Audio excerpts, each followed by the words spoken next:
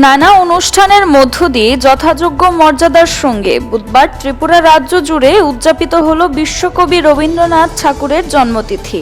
সরকারি বেসরকারি বিভিন্ন সাংস্কৃতিক সংগঠন ও স্বেচ্ছাসেবী সংগঠনের উদ্যোগে নানা অনুষ্ঠানের আয়োজন করা হয়েছে।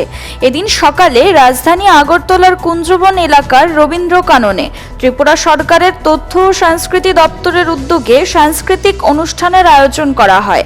দেশের লোকসভা নির্বাচন প্রক্রিয়া চলমান, তাই দেশ জুড়ে আদর্শ নির্বাচনী বিধি লাগু রয়েছে। তাই এই অনুষ্ঠানে কোনো মন্ত্রী বা বিধায়ক অতিথি হিসেবে উপস্থিত ছিলেন না। তথ্য সংস্কৃতি দপ্তরের সচিব পি.কে. চক্রবর্তী প্রধান অতিথি হিসেবে উপস্থিত ছিলেন। রবীন্দ্র কাননের রবীন্দ্রনাথের মূর্তিতে মাল্যদানের মধ্য দিয়ে অনুষ্ঠানের সূচনা হয়। তারপর নানা বয়সী শিল্পীরা রবীন্দ্র নৃত্য, গান এবং কবিতা পরিবেশন করেন। অনুষ্ঠানে প্রচুর সংখ্যক লোক সমাগম হয়েছিল। পি.কে. চক্রবর্তী এই অনুষ্ঠান সম্পর্কে সংবাদ মাধ্যমকে বিস্তারিত জানান।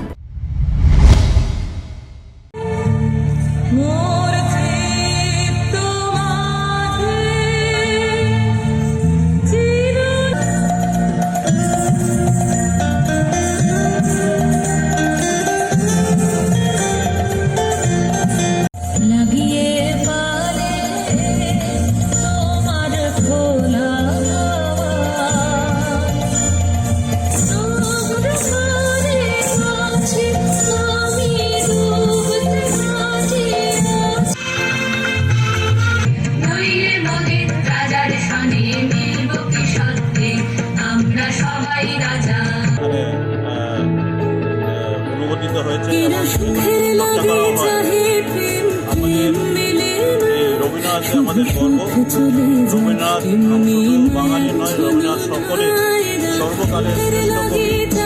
ওনার যে রচনা রয়েছে এখন পর্যন্ত কোনো সাহিত্যিক কবি বা উপন্যাসিক সেটাকে সারপাস করে যেতে পারে, এটা আমাদের একটা গর্বের বিষয়।